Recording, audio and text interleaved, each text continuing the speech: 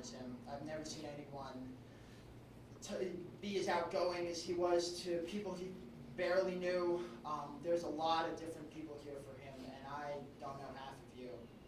And that just shows how many different nights Paul went out and met someone new and became their best friend. And I just said this to John, I don't know who it is, but that Paul had a lot of best friends.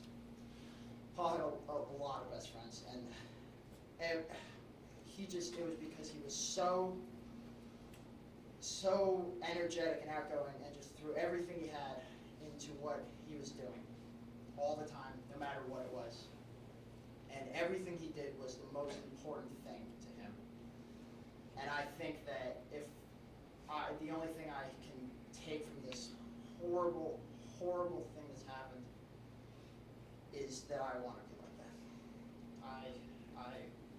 I hope that I can be more like that. That's it.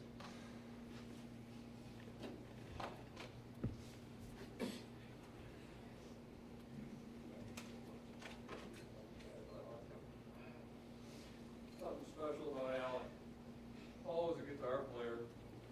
Thought he was good. He wasn't. But he thought he was good.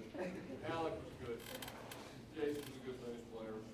Paul didn't even try that. But yesterday, trying to figure out what we bring home and what we give Scott, what Scott wants.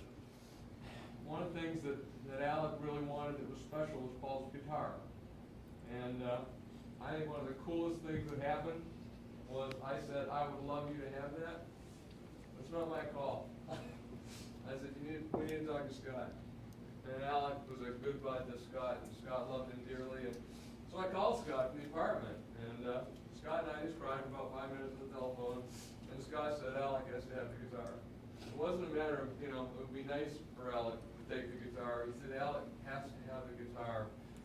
So Alec has Paul's guitar, and he's promised me he'll play it once or twice, and I told him he ought to hang it on a wall somewhere. But Paul's spirit will remain in the music that these guys will make their whole lives, whether it be in a